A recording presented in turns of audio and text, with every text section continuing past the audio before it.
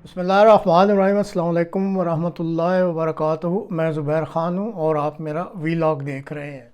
रबवा firing Pakistan का असल मसला। ख़वातीन और हज़रात, ये आज के प्रोग्राम का मौजू है।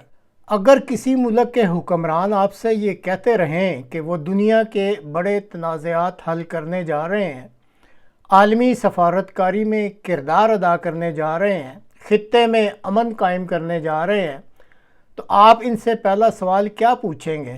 शायद यही कि जनाब पहले ये तो बताइए कि क्या आप अपने शहरियों को महफूज रखने में कभी कामयाब हुए हैं? क्योंकि रियासत का पहला फ़र्ज़ सड़कें बनाना नहीं, रियासत का पहला फ़र्ज़ तकरीरें करना नहीं, रियासत का पहला फ़र्ज़ आलमी सियासत में शोहरत हासिल करना नहीं, रियासत का पहला फ़र्ज़ अपने शहरियों की जान, माल और इज़्ज़त का तहफ़्फ़ुज़ है। और जब रियासत इस बुनियादी फ़र्ज़ की अदायगी में नाकाम होने लगे तो फिर बाकी तमाम कामयाबियाँ अपनी चमक खुद ब खुद खो देती हैं।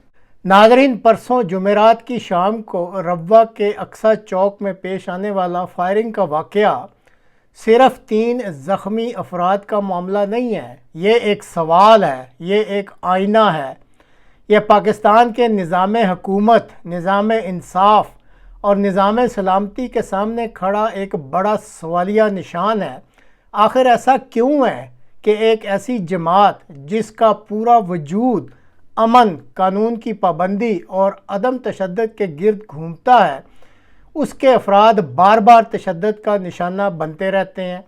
और इससे भी बड़ा सवाल, आखिर ऐसा क्यों है कि इन वाक़यात का सिलसिला रुकने का नाम ही नहीं लेता? ख़वातीन और हज़रात, यहाँ असल मसला सिर्फ़ ये एक हमला नहीं, असल मसला वो माहौल है जिसमें ऐसे हमले जन्म लेते हैं। दुनिया का कोई भी दहशत गर्द खला में पैदा नहीं होता।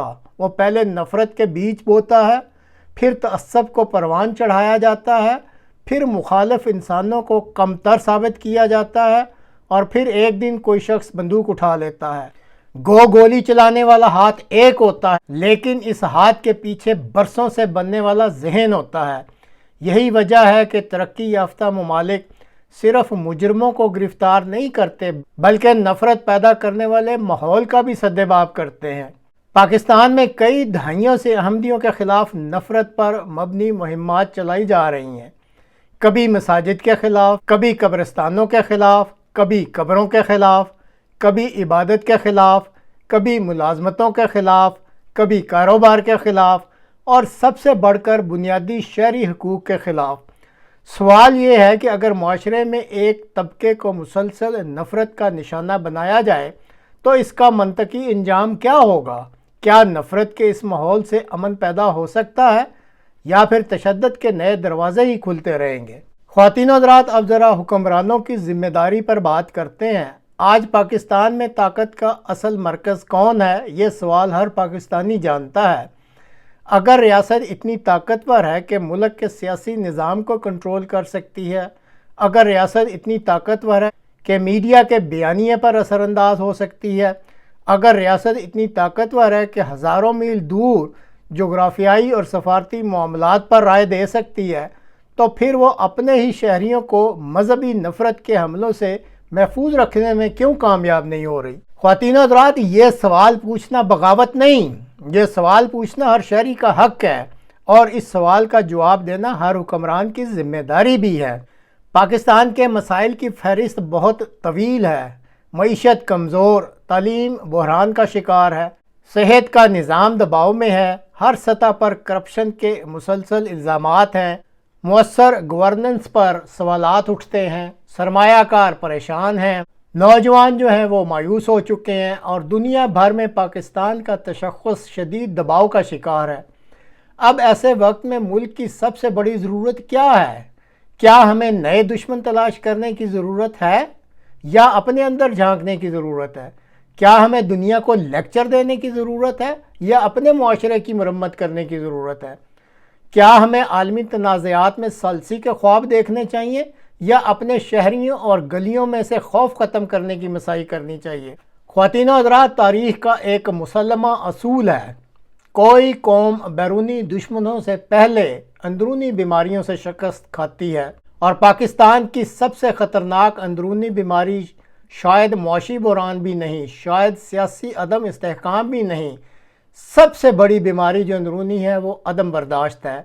وہ عدم برداشت جو انسان کو انسان کا دشمن بنا رہی ہے، وہ عدم برداشت جو اختلاف کو جرم بنا دیتی ہے، وہ عدم برداشت جو گولی کو دلیل پر ترجیح دیتی ہے۔ ناظرین، آج ربوہ میں زخمی ہونے والے افراد صرف 3 انسان نہیں، وہ ایک سوال ہیں، ایک وارننگ ہے اور ایک امتحان ہے۔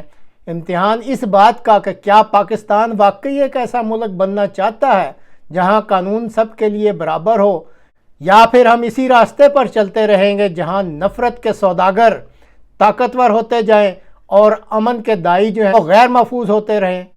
خواتین و حضرات، اس مختصر سے تجزیے کے بعد میں آج کے پروگرام کے اختتام پر آپ کو حضرت مرزا طاہر احمد رحمہ اللہ تعالیٰ کا ایک تاریخی اقتباس دکھانا چاہوں گا۔ یہ کوئی آج کی بات نہیں، یہ کئی سال پہلے کی بات ہے۔ اس خطاب میں انہوں نے پاکستان کے بہت سے مسائل کی جڑ مذہبی انتہا پسندی، نفرت کی سیاست اور فساد پر مبنی مذہبی قیادت کو قرار دیا تھا۔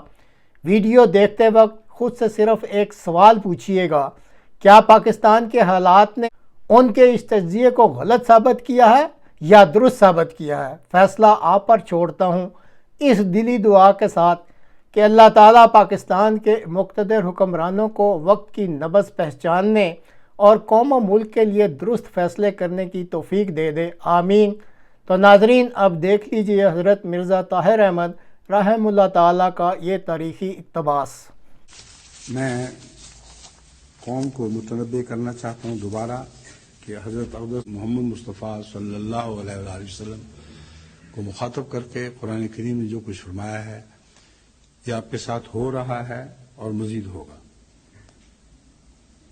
اگر آپ کو کوئی چیز بچا سکتی ہے تو آپ کی ایک دوسرے سے منافقت اور مناقشت نہیں، بلکہ جماعت احمدیہ کی متحدہ دعائیں ہی آپ کو بچا سکتی ہیں۔ جو بچانے والے ہیں ان کو آپ نے اپنا دشمن سمجھ لیا ہے، جن کی دعائیں خدا کے حضور، خدا کی بارگاہ میں قبولیت کے ساتھ دیکھی جاتی ہیں، ان کو آپ نے اپنا دشمن بنا رکھا ہے۔ اور آپ تو دعا کے مضمون سے ہی ناواقف ہیں، صرف چیخ و پکار اور ایک دوسرے کو گالیاں دینا، ایک دوسرے کے گریبان چاک کرنا، یہ آپ کا شیوہ بن گیا۔ اس لیے اس ملک سے بدبخت ملا کو نکالو، یہ آپ کی گردنوں پر سوار ہے، یہی بحران لاتا ہے، اور اگر آئندہ کوئی بحران مزید آیا تو یہی ملا لانے کا سبب بنے گا۔ اس لیے اپنے دشمن کو پہچانو اور عقل کرو۔ اگر پاکستان سے ملائیت کا خاتمہ کر دیا جائے تو یہ ملک دنیا کے عظیم ترین ممالک میں شمار ہونے لگے گا۔ یہ ایک ایسی حقیقت ہے جسے کوئی تبدیل نہیں کر سکتا، یہ ایک ایسا بیان ہے جس سے قلم زد نہیں کیا جا سکتا۔ آپ چیخیں، چلائیں، جو مرضی اس کے خلاف کہیں، لیکن اس بات کو اپنے دلوں پر، اپنے سینوں میں لکھ لیں کہ اس ملک سے اگر ملا کا فساد دور کر دیا جائے اور اسے اس ملک کی امور سلطنت میں دخل اندازی سے کلیتاً الگ کر دیا جائے تو اللہ تعالیٰ کے فضل سے پاکستان میں صلاحیت موجود ہے کہ بہت بڑا اور عظیم ملک بن کے ابھر سکتا ہے۔ بس ہماری یہ تمنا ہے اور یہ دعائیں ہیں۔ اب انہیں جس طرح چاہیں غلط رنگ میں آپ کرتے رہیں، مگر وہ غلط رنگ میں ان کا پیش کرنا آپ کے خلاف جائے گا، کیونکہ ہمیں ایک قادر مطلق پر ایمان ہے۔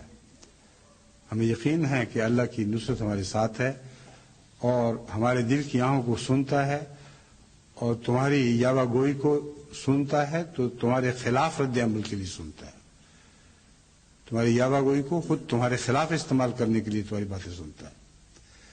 لیکن جماعت احمدیہ کی تائید میں ہمیشہ ہماری پشت پہ ہمارا خدا کھڑا ہے اور ہمیشہ کھڑا رہے گا۔ آپ اس حقیقت کو تبدیل نہیں کر سکتے۔